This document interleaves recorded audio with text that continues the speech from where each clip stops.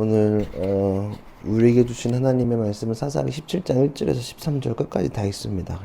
사사기 17장 1절에서 13절 우리 같이 한 목소리로 합독합니다. 에브라임 산간 지방에 미가라는 사람이 있었다. 그가 어머니에게 말하였다. 누군가가 은돈 1,100냥을 훔쳐갔을 때 어머니는 그 훔친 사람을 저주하였습니다. 나도 이 귀로 직접 들었습니다. 보십시오. 그 은돈이 여기 있습니다. 내가 바로 그것을 가져갔습니다. 그러자 그의 어머니는 도리어 이렇게 말하였다. 얘야, 주님께서 너에게 복 주시기를 바란다. 그는 은돈 1,100냥을 어머니에게 내놓았다. 그러자 그의 어머니가 말하였다. 나의 아들을 저주받지 않도록 주님께 거룩하여 구별하여 바치겠다. 이 돈은 은을 입힌 먹상을 만드는 데 쓰도록 하겠다. 그러니 이 은돈은 너에게 다시 돌려주마. 그러나 미가는 그 돈을 어머니에게 돌려주었다. 그의 어머니가 은돈 200냥은 은장에게 주어 조각한 목상을 은을 입힌 무상을 만들게 하였는데 그것을 미가의 집에 놓아두었다. 미가라는 이 사람은 개인 신당을 가지고 있었다. 에봇과 드라빈 신상도 만들고 자기 아들 가운데서 하나를 제사장으로 삼았다. 그때에는 이스라엘에 왕이 없었으므로 사람들은 저마다 자기의 뜻에 맞는 대로 하였다. 유다 집 한 승리가 있었는데 그는 레이 사람으로서 그곳에서 잠시 살고 있었다. 그 사람이 자기가 살던 유다 땅 베들레헴을 떠나서 있을 곳을 찾다가 에브라임 산간 지방까지 와서 미가의 집에 이르렀다. 미가가 그에게 물었다. 젊은이는 어디서 오시는 길이요? 그가 대답하였다. 나는 유다 땅 베들레헴에 사는 레이 사람인데 있는 곳을 찾아다니고 있습니다. 미가가 그에게 말하였다. 우리 집에 살면서 어른이 되어주시고 자장이 되어주십시오. 1년에 은돈 10냥을 드리고 옷과 먹거리를 드리겠습니다. 이 말을 듣고 그 젊은 레위 사람은 안으로 들어갔다. 그 젊은 레위 사람은 미가와 함께 살기로 하고 미가의 친아들 가운데 하나처럼 되었다. 미가가 그 레위 사람을 거룩하게 구별하여 세우니 그 젊은이는 미가 집안의 제사장이 되어 그의 집에 살았다. 그래서 미가는 자기가 이제 레위 사람을 제사장으로 삼았으니 주님께서 틀림없이 자기에게 복을 주실 것이라고 생각하였다. 아멘. 이는 하나님의 말씀입니다. 오늘은 저마다 자기의 뜻에 맞는 대로 미가라는 제목으로 말씀을 나누려고 합니다. 사사기 16장으로 해서 사사기의 본문은 끝났습니다. 본론은 끝났고 12명의 사사, 6명의 대사사, 6명의 소사사 이야기가 삼손을 마지막으로 마무리되었습니다. 이제 17장부터 마지막 21장까지는 사사기의 에필로그 같은 느낌입니다. 반복되고 패턴이 있는데 그냥 다양한 이야기가 있는데 뭐 주제는 거의 동일합니다. 그래서 이제는 사사들의 이야기는 아니고 그 사사기 사람들이 끝나고 사사들이 끝난 이후에 이스라엘에서 벌어지고 있는 현상을 이야기합니다. 여러분 성경을 보실 때 오해하는 것들이 뭐냐면 장과 장이 붙어서 시간이 이어지는 게 아닙니다. 16장과 17장은 시간적으로 딱 붙어져 있는 게 아니라 오랜 시간이 좀 지나고 나서의 이야기입니다. 이해되시죠? 삼손 얘기 끝나고 바로 시작되는 게 아니라 시간이 좀 오래 좀 벌어지고 있습니다. 우린 1장부터 10장까지 사사들이 어떻게 진행됐고 또 이스라엘 사람들이 어떻게 반응하고 있는지 볼 수 있었고 또 리더가 없을 때 어떤 일이 진행되고 어떤 일이 일어나고 또 끝나고 다시 일어나고 끝나고 또 어떻게 망가져가는지를 볼 수 있었습니다. 오늘 그 망가진 그 다음의 이야기들입니다. 1절에서 2절을 보면 에브라임 산간지방에 미가라는 사람이 있었다. 그가 어머니에게 말하였다. 누군가가 은돈 1,100냥을 훔쳐갔을 때 어머니는 그 훔친 사람을 저주하셨습니다. 나도 이 귀로 직접 들었습니다. 보십시오. 그 은돈이 여기에 있습니다. 바로 내가 그것을 가져갔습니다. 그러자 그의 어머니는 도리에 이렇게 말했다. 얘야, 주님께서 너에게 복 주시기를 바란다. 미가라는 사람이 등장합니다. 이름의 뜻은 누가 야훼 같은가 라는 뜻을 가지고 있습니다. 보통 성경에서 남성을 소개할 때는 무슨 지파, 누구의 아들을 밝힙니다. 근데 이제 여기서는 밝히지 않는 건 그냥 좀 에필로그 여기서 좀 생략을 하는데 그거는 어떤 특수한 개인의 이야기가 아니라 보편적인 이스라엘 사람들의 모습을 소개하고 있기 때문에 굳이 지파랑 아버지 이름을 밝히고 있지 않습니다. 약간 상징적 의미일 수도 있고 또 일부러 생략할 수도 있습니다. 그냥 보통 사람들의 모습, 미가는 특정한 어떤 사람이 아니라 당시에 그런 사람들이 대부분이었다라는 걸 염두에 두고 들어가면 좋겠습니다. 자, 이런 상황에서 이런 미가와 그의 어머니가 오늘 이야기의 중심에 있습니다. 이야기는 이러합니다. 미가가 어머니의 돈을 훔쳤습니다. 은돈 1100이나 되는 1100 뭐 양이라고 하고 세겔이라고 하는데 하여튼 1100 양이라고 합시다. 1100양의 큰 돈을 훔쳤습니다. 근데 사실은 미가가 어머니 돈을 훔쳤을 때 여러 가지 문제가 있는데 일단 부모님의 돈을 훔치는 게 굉장히 폐륜적인 일입니다. 당연히 죄의 질이 더 그냥 도둑질하는 것보다 부모님의 돈을 훔치는 게 더 높고 또 사실은 부모님의 것을 빼앗는 것은 부모님을 살인하는 것과 동일하기 때문입니다. 그리고 더 큰 문제는 뭐냐면 어머니가 돈을 잊어버린 걸 알고 나서 아들인 걸 모르고 그 사람을 특정하지 못했을 때 그 사람을 저주했다는 사실입니다. 그래서 사실은 미가가 오늘 돈 훔친 거를 어머니한테 고백한 이유는 뭐냐면 저주받기가 두려워서 어머니에게 진실을 이실짓고 한 겁니다. 제가 어머니의 돈을 훔쳤습니다. 그러니까 요즘 이렇게 폐륜적인 가족들의 얘기가 많아서 크게 안 놀라실 수도 있지만 부모님의 것을 훔치는 것은 살인하는 것 같다는 거 다시 한 번 더 강조 드리는 거죠. 그러니까 그렇게 훔치고 있는데 이제 어머니가 돈 훔쳐간 걸 알고 나서 잔고가 비었겠죠. 저주하는 걸 들었습니다. 그러니까 저주가 두렵단 말이에요. 그래서 가서 얘기하니까 어머니의 반응이 좀 놀랐습니다. 그러니까 본문에 보면 그러자 그의 어머니는 도리어 이렇게 말했다. 얘야 주님께서 너에게 복 주시기를 바란다. 태세 전환이 되게 빠릅니다. 요즘 말로 하면 탈룰라 같은 겁니다. 저주했는데 그 저주의 대상이 다른 사람이 아니라 자기 아들이라는 걸 깨닫고 되려 저주를 하지 않고 축복하는 모습을 볼 수 있습니다. 그러니까 한편으로는 어머니의 절절함으로 볼 수도 있겠지만 무언가 질서가 없어지는 모습을 볼 수도 있는 것입니다. 이해되시죠? 3절을 눈으로 좀 보십시오. 성경 볼 겁니다. 그는 은돈 1100냥을 어머니에게 내놓았다. 그러자 그의 어머니가 말했다. 나의 아들이 저주를 받지 않도록 이 은돈을 주님께 거룩하게 구별하여 바치겠다. 이 돈은 은을 입힌 목상을 만드는 데 쓰도록 하겠다. 그러니 이 은돈은 너에게 다시 돌려주마. 아들이 은 1100냥을 돌려주었을 때 그 돈을 주님께 거룩하게 바치겠다고 이야기합니다. 근데 방식이 요상합니다. 거룩함은 어떻게 바치는 거죠? 거룩하게 바치기 위해서 은목상을 만들려고 합니다. 거룩이랑 멀어진 얘기를 하고 있는 것입니다. 자, 그러면 여기서 엄마의 정체가 뭘까? 왜 이렇게 돈이 많은 거야? 은 1100냥이라는 건 엄청나게 돈 많은 겁니다. 당시의 시대상에서 남자보다 여자가 돈을 더 많이 가질 수 있는 일이 흔한 일이었을까? 굉장히 힘들었겠죠. 경제권이 여자한테 있지 않았기 때문에 왜 이렇게 돈이 많았을까? 생각해 보시지 않으세요? 왜 여자가 왜 이렇게 요즘에 여자 부자들 많아가지고 생각 안 하시나? 왜 이렇게 많았을까? 뭔 거 같으세요? 왜 이렇게 돈이 많았을까? 1100냥, 너무 숫자가 구체적이야. 1100냥이나 훔쳤어. 1000도 있고 500도 있고 700도 있고 1200도 있는데 굳이 1100이네. 1100이 어디서 튀어나왔을까요? 뭔 것 같으세요? 성경은 제가 괜히 힌트는 뭐 앞뒤에 있겠죠? 1100이 어디서 나왔을까? 생각 안 나세요? 뭔 것 같으세요? 힌트가 있지 않겠어요? 앞서서 16장 블레셋 사람들이 들릴라를 포섭할 때 지파 5개로 알고 있는데 은 1100씩 주기로 했었습니다. 지파별로. 이해되시죠? 지금 그 돈으로 환산하면 은 1세겔이 당시 노동자 4일치 임금이었으니까 1100은 노동자의 60년 연봉에 해당되는 금액입니다. 어마어마한 돈입니다. 그러니까 미가의 엄마가 그렇게 돈이 많았을까? 미가의 엄마가 들릴라로 추정하는 학자들이 존재합니다. 이게 확실한 건 아닙니다. 근데 이럴 수도 있겠다. 이럴 가능성이 있다는 것입니다. 일단 들릴라여도 상관없고 들릴라가 아니어도 상관없지만 들릴라일 수도 있다는 겁니다. 굳이 은 1100을 강조했기 때문입니다. 여튼 저는 한 생각에 정말 맞겠다라는 생각을 합니다. 왜냐하면 들릴라가 뱀같이 말에 능하단 말이에요. 자신의 이익을 철저히 쫓는 사람이기 때문에 자신의 이익을 따라가기 때문에 충분히 이렇게 했을 수도 있겠다. 그러니까 여하튼 이어진 것도 재미있고 이어지지 않아도 재미있고 그것도 괜찮은데 여하튼 여자가 이렇게 큰 돈을 많이 가질 수 있는 사람이 있었을까?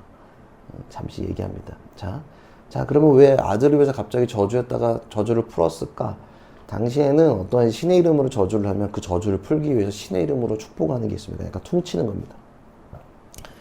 내가 저주했으니 저주를 풀기 위해서 내가 그 신의 이름을 축복하는 거예요. 그러니까 미가의 어머니는 하나님의 방법이 아니라 그 당시 종교관으로 움직이고 있는 것입니다. 이해되시죠? 종교관으로 움직이고 있다는 사실입니다. 4절에 보면 그러나 미가는 그 돈을 어머니에게 돌려주었다. 그의 어머니가 은돈 200냥을 은장에게 주어 조각을 목상에 입힌 우상을 만들게 하였는데 그것을 미가의 집에 놓아두었다. 자, 미가는 100% 돈을 엄마한테 돌려주었지만 어머니는 1100 중에 200은 은 목상을 만드는 데 사용합니다. 그리고 900은 어디 갔을까? 자기가 가져갑니다. 분명히 앞서서 이거 다 하나님께 드리겠다라고 했지만 200은 또 우상 만드는 데 쓰고 900은 자기가 가져갑니다. 대박이죠? 그러니까 이거까지만 정말 시대가 개판이구나 느껴지죠? 그냥 되게 담담하게 얘기해서 개판이라는 거예요. 5절을 보면 미가라는 이 사람은 개인 신당을 가지고 있었다. 에봇과 드라빈 신상도 만들고 자기 아들 때 가운데서 하나를 제사장으로 삼았다. 아사리판인 거의 상징입니다. 5절 은목상도 하나 만들었고 지금 또 개인 신당도 가지고 있고 제사장들이 입는 에봇이 있고 또 드라빔은 가나안의 신상입니다. 가나안의 신상도 집에 있고 또 아들 중 하나를 제사장으로 삼았습니다. 레이지파 아니라서 절대 될 수 없습니다. 근데 마음대로 편의를 위해서 세운 겁니다. 아비규환입니다. 아무것도 맞는 게 없습니다. 다 이어지지 않습니다. 자, 이게 왜 문제가 되냐면 신당이 문제가 왜 되냐면 당시에는 실로라는 지역이 있습니다. 실로. 이게 뭐 나중에 빔이 없으면 못 보여주는데 실로라는 지역은 그게 중요한 게 아닌데 역할이 중요합니다. 실로는 세겜과 베델 중간에 있는데 이제 요게 에브라임 지파한테 할당되었던 곳. 그러니까 여기 실로라는 지역에 무슨 일이 있었냐 하면 여호수아가 가나안에 입성하고 나서 그때는 성전이 있었을까 성전이 없었을까? 성전 없었고 뭐 짊어지고 다녔죠? 뭐 짊어지고 다녔죠? 여호수아가 짊어지고 다니는 게 뭐야? 모세 후계자니까. 말씀하세요. 이거 모르면 안 되잖아. 뭐 짊어지고 다녔어? 이거 모르시면 안 되는 거 아니야? 뭐 짊어지고 다녔어? 성막 짊어지고 다녔잖아요. 레위지파 하는 게 성막 관리인데. 여러분 생각하세요. 너무 간단한 일이잖아요. 성막 가져간대. 그게 어디 있었다? 그거 지금 가나안 정착한 이후 어디에 있었다고요? 실로에 있었다고요. 그러면 사사기 때도 언약궤나 이런 건 다 여전히 실로에 있었습니다. 그러니까 예배를 제사 드리려면 어디로 가야 돼요? 어디로 가야 돼? 실로로 가야죠. 그런데 개인 신당 갔다는 건 뭐야? 실로 가겠다 안 가겠다? 안 가겠다. 귀찮다. 내가 따로 하겠다. 제사장을 왜 자기가 세워요? 너무 간단하잖아요. 이해되세요? 무슨 말씀인지 이해되세요? 실로로 가야 된다고요. 근데 개인 집에 만들었다고요. 내 예배당 가야 되는데 귀찮다. 우리 집에 두는 게 더 괜찮은 것 같아. 내가 잔 만들고 제사장 내가 세우고 거기다가 십자가는 좀 부족하니까 불상도 좀 갖다 놓고 그 다음에 내가 목사님이 있는 성의가 괜찮은 것 같아. 그 성의도 옆에다가 좀 전시해 놓고 그런 거라고요. 이해되세요? 그러니까 추가적으로 말씀드리면 자, 제가 여기 성전이라고 부르지 않습니다. 왜? 성전은 예루살렘 한 곳에만 있기 때문에 성전은 그곳 하나. 그러면 성막도 하나예요. 하나. 원래는 당시 성막도 하나야. 실로에 있는 거 그거 하나. 이해되세요? 그러니까 우리가 움직이는 성전이라고 쓰는 거 메타포만 가져다 쓰는 거예요. 그러니까 사실 교회를 성전이라고 부르는 거는 적절하지 않다? 적절하지 않다. 그거는 뭐 믿음의 고백일 수는 있으나 그게 정답은 아닙니다. 그러니까 엄밀히 그냥 그렇게 쓰면 안 되고 그냥 뭐 예배당 홀로 쓰는 게 좀 더 건강. 성전은 예루살렘의 하나입니다. 여전히 지금도 통곡의 거기 그 끝에 거기만 지금 살아 있는 거지. 나머지는 성전은 파괴됐고 사실상 없는 겁니다. 자, 당시에는 예배 드리려면 실로 가야 됐지만 안 간 거라는 거예요. 다 세우고 자기 마음대로 해놓고는. 그러니까 이 마지막 삼손 이후로 완전히 이스라엘이 가지고 있는 모든 것들이 무너지는 사실들을 볼 수 있습니다. 그러니까 미가의 가족들은 도덕적이진 않지만 굉장히 종교적인 가족입니다. 하나님 말씀 듣지도 않지만 근데 종교성은 굉장히 강한 사람들 교회에 많이 있습니다. 제대로 하지도 않으면서 종교성은 가득한 입만 열면 하나님을 얘기하지만 사실은 자기 삶에서 하나님을 하지 않고 입만 열면 하나님을 얘기하면서도 사주팔자 보러 가는 사람들 많다는 거예요. 재미삼아라도 타로카드 보는 거 그렇게 건강한 거 아닙니다. 예언하는 거 쫓아다니는 것도 완전히 저는 아니라고 봅니다. 사주팔자 보기 뭔 상관이야. 왜 사주팔자 왜 거기에 매달린지 모르겠어. 한국에서만 보잖아. 왜 거기에 뭘 이렇게 다 맡기는지. 수능 앞두고 그런 걸 믿을 때가 너무 많단 말이에요. 보고 싶기도 하고. 상태가 개판인 거 느껴지세요? 완전히 무너진 겁니다. 실로 가지도 않은 겁니다. 그리고 7, 8절을 보면 여러 거 한번 보십시오. 7, 8절. 지훈이가 빨리 볼 수 있겠니? 7, 8절 한번 읽어주세요. 유다 지파에 속한 유다 땅 베들레헴에 한 젊은이가 있었는데 그는 레위 사람으로서 그곳에서 잠시 살고 있었다. 그 사람이 자기가 살던 유다 땅 베들레헴을 떠나서 있을 것을 찾다가 에브라임 산간지만까지 와서 미가의 집에 이르렀다. 자 보세요. 베들레헴에서 온 레위 지파 청년이 미가의 집까지 에브라임 산간지만까지 왔대. 자 레위 지파 사람들은 뭐 하는 사람이죠? 레위 사람들. 간단합니다. 레위 사람들 뭐 하는 사람들? 옛날에 그 다음에 성전 지으면 성전 관리하는 사람, 성전 짓기 전에는 성막 관리하고 짊어지고 다니는 사람들이에요. 이 사람들만 짊어 다니고 있어요. 근데 이 사람들 지금 어디가 레벨 제사 주관해야 되는데 지금 어디까지 흘러왔어요? 에브라임까지 흘러왔어요. 그가 헤매이고 있어요. 왜 헤매었을까? 상상해 보세요. 우진이가 9절 11절 좀 읽어주세요. 젊은이 얘기니까. 미가가 맞아. 그에게 물었다. 젊은이는 어디서 오시는 길이요? 그가 대답하였다. 나는 유다 땅 베들레헴에 사는 레위 사람인데 있을 것을 찾아다니고 있습니다. 미가가 그에게 말했다. 우리 집에 살면서 어른이 되어주시고 제사장이 되어주십시오. 1년에 은둔 10명을 드리고 옷과 먹거리를 드리겠습니다. 이 말을 듣고 그 젊은 레위 사람은 안으로 들어갔다. 그 젊은 레위 사람은 미가와 함께 설교를 하고 미가의 신하들 가운데 하나처럼 되었다. 이게 지금 뭐가 문제인지 모를까요? 뭐가 문제일까요? 이거 보면 문제로 보이세요? 문제로 보이세요? 문제로 안 보이죠? 잘 보면 갈 곳 없는 레이지파 사람을 걷어주고 챙겨주고 친아들처럼 챙겨주는 것처럼 보이잖아요. 좀 괜찮은 것 같은데 미가. 근데 이게 되게 큰 문제예요. 왜? 자, 요즘에 우리가 11조를 단순히 사람들이 나 교회 다니는 사람들이 아니라 교회 안 다니는 사람이 11조 갖고 막 이래라 저래라 막 하는 게 좀 약간 저는 가짜인데, 그러니까 막 11조를 강제로 내라는 게 절대 아니고 정신을 우리가 기억하자고요. 자, 11조를 내는 이유가 제일 중요한 골자는 뭐냐 하면 레이지파 사람들은 성막, 성전 관리하고 성막 들고 다녔었고 예배 운용하고 예배 진행하기 때문에 일을 못했다고. 그래서 그 사람들의 가족과 그 다음 생활하기 위해서 지파별로 11조를 부풀려서 레이지파를 에게 페이도 주고 성전 관리하는 비용으로 썼다고요. 이해되세요? 성전의 기능을 지금 성막의 기능을 유지해야 되는데 하는 일이 은근히 많단 말이에요.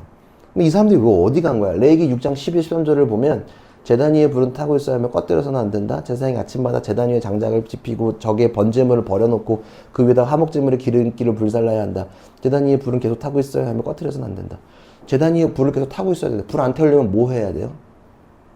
뭐 해야 돼? 불 안 돼. 기름 넣어야 되는데 그거 누가 하냐고. 레이지파 사람들이 하는 거야. 자, 여기에 제단 위에 장작을 지피네. 장작 어디서 가져와? 장작 패야 될 거 아니야. 누가 운반해? 레위 사람들이 하는 거예요. 번제물을 버려놓대. 번제물이 무슨 여기 누가 저기 마트 가가지고 생닭 쪼개놓은 거 올려놓는 게 아니잖아. 당시에 닭이 있었냐고. 소나 이런 거 그거 누가 다 도축해. 쉽게 말하면 누가 도축해? 레위 사람들이 한다고요. 자, 근데 그 사람들이 지금 거기서 있지 않고 딴 데를 갔단 말이에요. 무슨 말이에요? 지금 성전에다가 레위 사람들한테 누가 11조들이 안 한다고. 그러니까 지금 완전히 종교 체제가 다 무너져 버린 걸 얘기하는 거예요. 또 두 번째로, 그러면 반대로 또 이런 의견도 있어요. 돈이 없어서 경제가 안 좋아서 헌금을 못했을 수도 있는 거야. 여러 가지 상황이 몰리고 있다는 사실이에요. 그러니까 11조들을 지금 안 하고 있고, 이게 첫 번째, 안 할 수도 있고, 또 만약 이게 문제가 아니라면 두 번째는 뭐냐 하면 레위 지파 사람들이 무너지기 시작했다는 사실이야. 나 성전 관리 안 할 거야. 그냥 다른 일을 찾아갈래. 헤매이게 되는 수도 있다는 거예요. 그러니까 두 가지 다 이거일 수도 있고 두 개 동시일 수도 있고 아닐 수도 있고 상상을 해보면 중요한 건 뭐냐 하면 시스템이 무너지고 있다는 사실을 이야기하는 거예요. 하나님 만든 시스템이. 촛불에 불이 꺼져 있다는 상징적. 불이 계속 탈라면 기름을 넣어야 되는데 요즘처럼 기름이 좋냐고. 한 번 넣으면 2-3시간씩 가고 막 6시간씩 가고 우리 옛날에 등유 날려 켜놓으면 막 12시간씩 동안 막 가 넣어놓기만 하면. 근데 그런 게 아니란 말이에요. 정되지 않은 기름을 썼기 때문에 계속 관리를 하고 소중하게 관리를 해야 되는데 그거 누가 하냐고. 레위 사람들이 하는데 그거 다 없어졌다는 사실을 이야기하는 거예요. 이해되세요? 그러니까 자기를 위한 재단을 만들고 자기 재단의 제사장을 마음대로 세워버리는 거예요. 이해되시는 거죠? 자, 돈 많은 사람들, 돈 많은 기업가, 장로님들, 권사님들 중에 어떤 일이 있냐 하면 자기들을 위한 교회를 만드는 사람들이 있어요. 자기 가족이나 자기가 주체가 되어서 교회 세우는 거 어렵지 않거든. 그래서 거기서 어떻게 하냐 하면 돈을 횡령하기도 해요.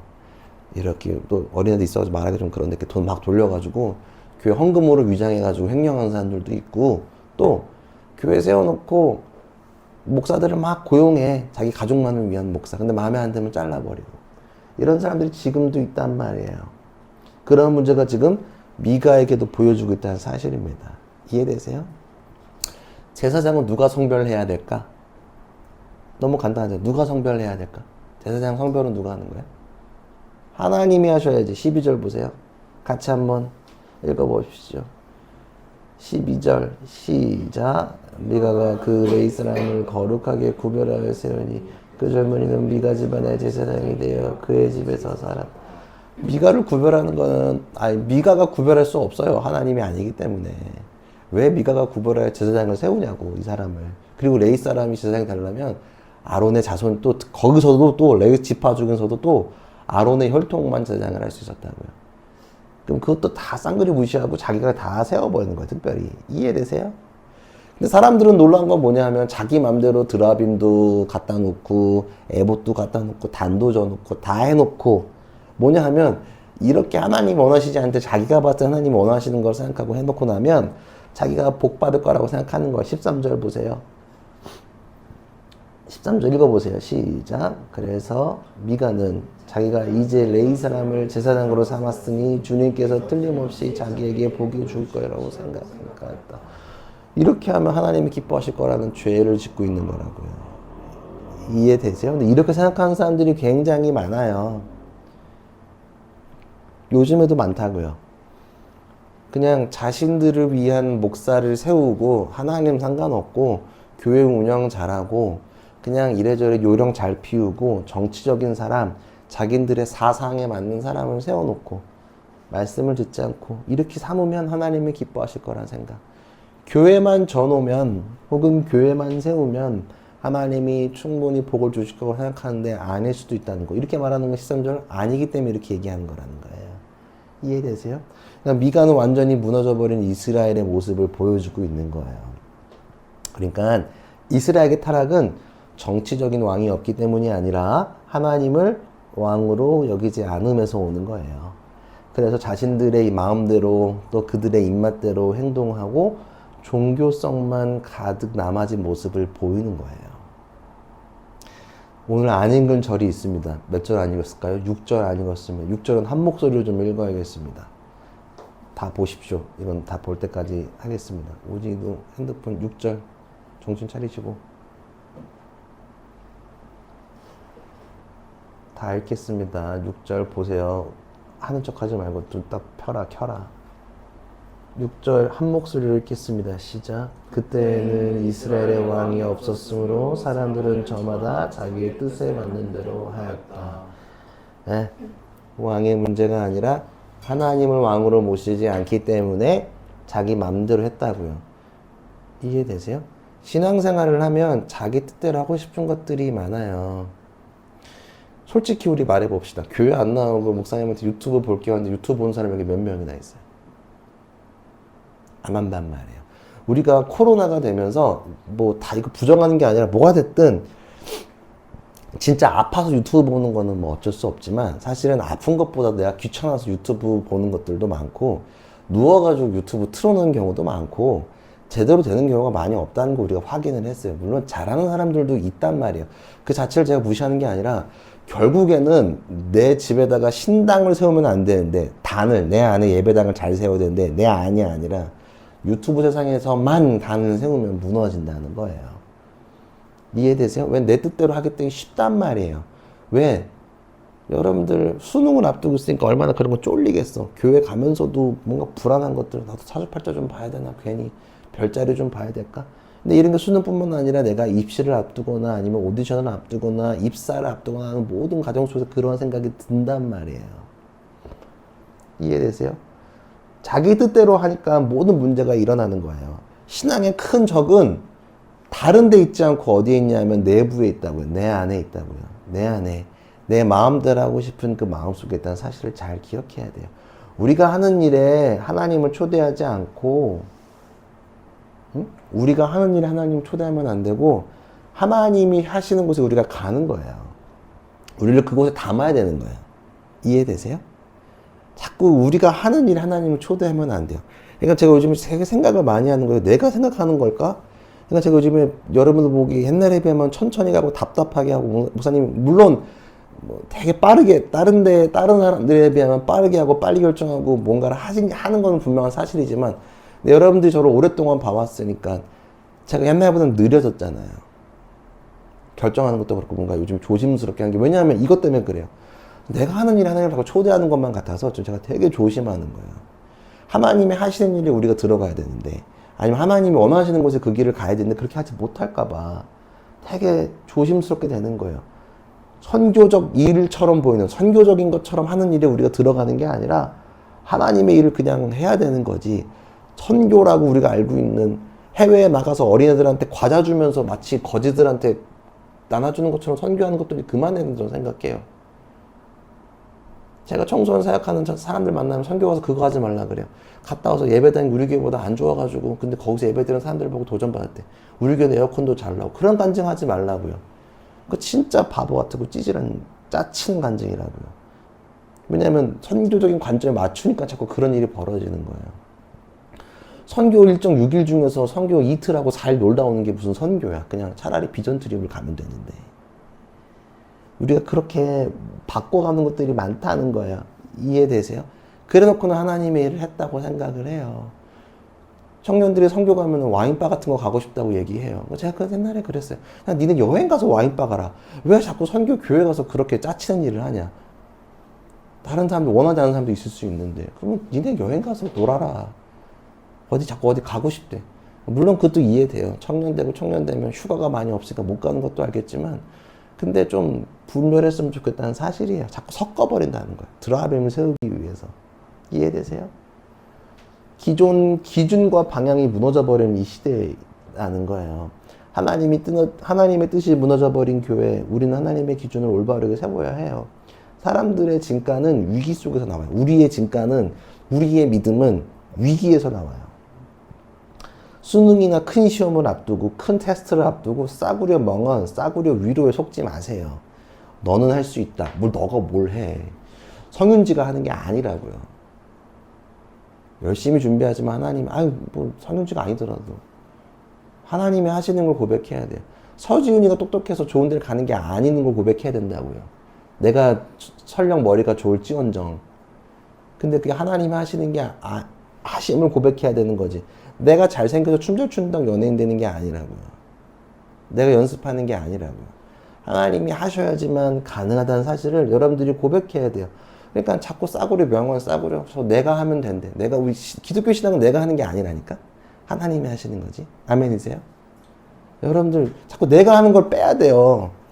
근데 명언들은 다 내가 하는 거래. 너는 할 수 있다. 그것도 틀린 말은 아닌데 내가 할 수 있는 이유는 하나님 때문이다라는 게 고백하는 게 신앙인 거지. 내가 할 수 있는 모든 그건 하나님이 하신다는 고백인 거지. 나 때문에 모든 게 되는 게 아니라는 거예요. 그래서 갑자기 수능 앞두고 십자가 들고 수능 가지 마. 그거 드라빔 같은 거예요. 오늘 그냥 마음속에 새기고 가야지. 이해되세요? 모든 여러분들 마찬가지예요. 수능이니까 수능 얘기하는 거고 수능이 아닌 수능 같은 상황들이 많잖아요. 인생에 있어서. 근데 갑자기 오늘은 좀 시험 붙어야 되니까 십자가 목걸이 나무 목걸이 안에다가 하고 가면 하나님이 더 보시냐? 마음속에 특별하게 새기세요. 더 철저하게. 사실은 십자가도 세우면 안 된다고 우리는 뭐 이 정도만 세우는데 사실은 교회에 막 뭐가 많이 해놓는 거는 하나님 원하시는 건 아니에요. 성화가 많은 건 어쩔 수 없이 당시 중세 시대에는 사람들이 글을 모르니까 그림으로서 저 말씀을 메타포로 이해하는 거예요. 성당에 성화가 많은 게 그땐 글을 못 읽었다고요. 라틴어는 신부들밖에 못 읽었으니까. 근데 그런 걸 세웠는데 그게 우상화가 되는 건 좀 반대예요. 반대로 이슬람은 진짜 우상을 안 세워요. 여러분 나중에 유적지를 저랑 한번 가면 이슬람은 성화가 없어요. 뭐가 있어요? 패턴이 있다고요. 하나님 우상 만들지 말라 그래서 이슬람은 그래서 패턴이 발달한 거예요. 성화가 없다고. 근데 카톨릭이랑 교회는 요상하게 막 카톨릭 하면서 교회도 막 예수님 얼굴 막 같은 거 해놔. 예수님 얼굴 그 얼굴이 아니라니까? 그 잘생긴 저기 예수님은 미국 예수님이에요. 미국 예수님. 진짜로. 아메리칸 지저스야. 예수님은 성경에 보면 그렇게 내세울 게 없다 그래서 되게 못생겼다 그랬단 말이야. 못생긴 예수님 갖다 놓으면 사람들이 그거 숭배하겠어?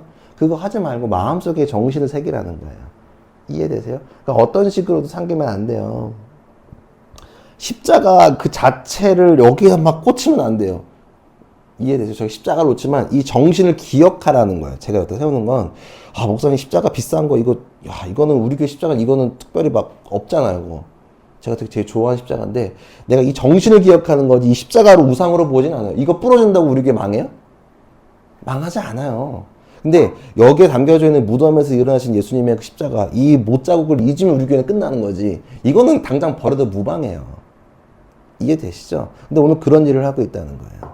우상 만들면 안 되는 거예요. 십자가 그 예수님을 봐야 되는 거지, 십자가 그 자체 그 나무를 보지 말라고요. 하나님은 우상을 어떤 식으로도 만들지 말라고 합니다. 왜? 자꾸 보면 속기 때문에 그래요. 사람 눈에 약해서. 우상 만들면 보면 속아요. 내가 열심히 무언가를 노력하고 있잖아요.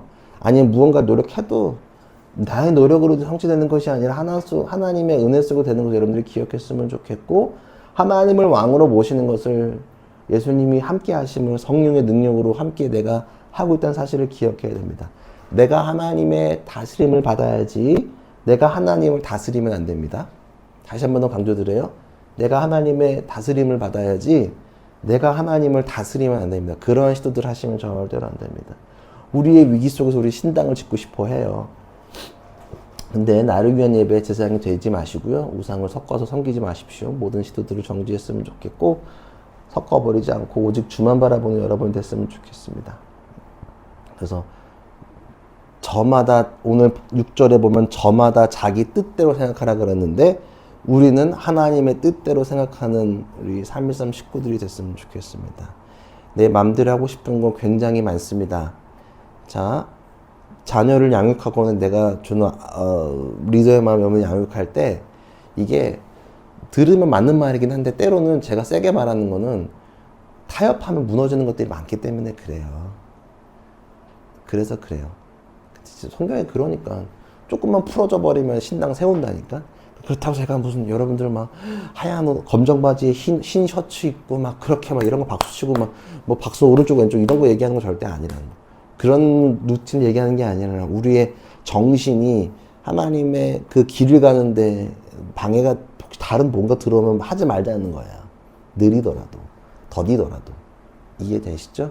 그러니까 수능을 앞두고 있는 우리 윤지는 내가 열심히 더 노력해서 하지만 가기 전날까지도 공부하고 열심히 릴렉스하고 하겠지만 결국에는 내 노력이 아니라 하나님이 인도하시고 하나님의 응답이 있기를 간절히 바랬으면 좋겠고, 또 우리 청소년들이든 청년 초반이든 뭐든 내가 가는 모든 여정 가운데 하나님이 하신다. 또 30대가 넘어가는 우리 청년 또 어르신들은 마찬가지 입사를 하건 이직을 하건 누구를 만나고 뭐 어떤 과정 속에서 여러분들도 쉽게 잊을 수 있단 말이에요.